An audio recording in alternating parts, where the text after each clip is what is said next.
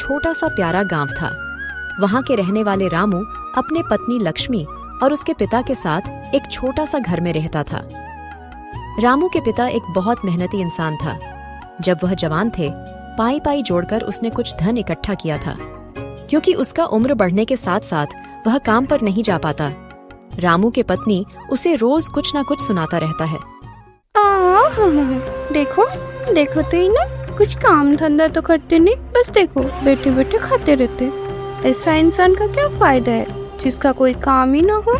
ऐसा कहकर लक्ष्मी उधर से चले जाते हैं। रामू के पिता अपने मन को दुखी करके बोलने लगते हैं, ये वाला बुरा आदमी, इसमें क्या ही कर सकता हूँ। मेरे से तो चला भी नहीं जाता।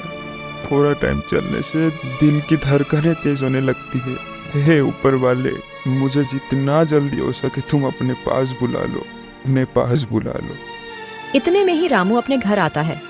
वह अपने पिता को रोते हुए देखकर कुछ नहीं बोलता है। वह सीधा अपने पत्नी के पास चला जाता है। अरे लक्ष्मी, पिताजी रो क्यों रहे हैं? ये क्या ही बोलूं, आपको तो पता ही है, आपके पिता ने जितना धन जमा किया था वो सब धीरे धीरे खत्म होने वाला है। घर में जितने ज्यादा लोग उतना ज्यादा खर्चा। इतने में अगर आपके बूढ़े पिता हमारे साथ रहेंगे तो जितना भी बचा कुचा धन है वो सब बहुत जल्दी खत्म हो जाएगा। बात तो तुम सही कह रहे हो लक्ष्मी। क्या सही बोल रही हो? क्यों ना तुम अपने पिता को घर से निकाल ही दो। पर ऐसे कैसे उन्हें निकाल दूं?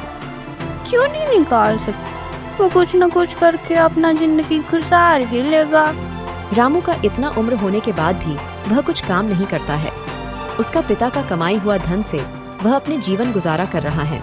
अगले दिन सुबह रामू अपने पिता के पास गया और बोला, पिताजी, आपको तो पता ही है मेरा कोई काम धंधा नहीं है।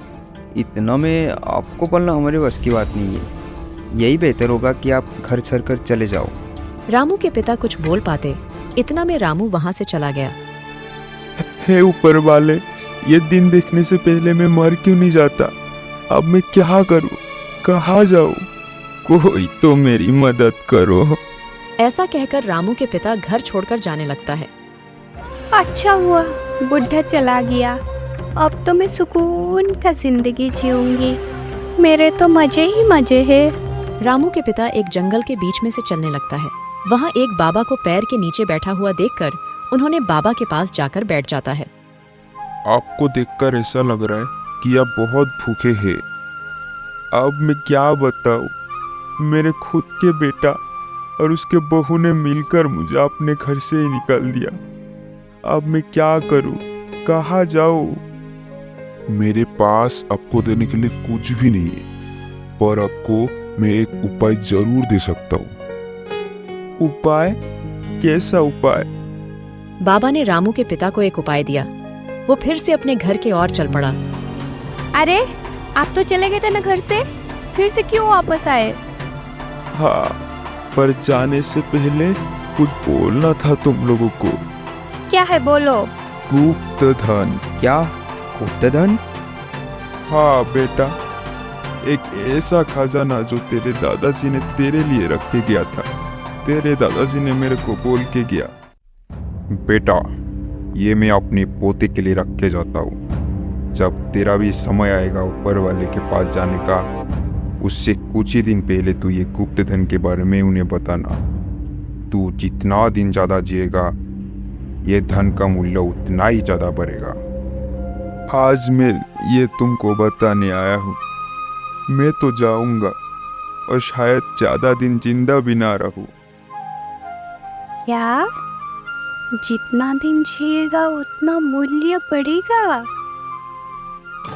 अरे अरे पिताजी, आप कहाँ जा रहे हो? और आपको क्या होगा? आपको कुछ नहीं होगा और आप कहीं नहीं जाओगे। आप हमारे साथ ही रहोगे। और ये धन के बारे में आप अभी मत बताइए। ठीक है, जैसी तुम लोगों की मर्जी।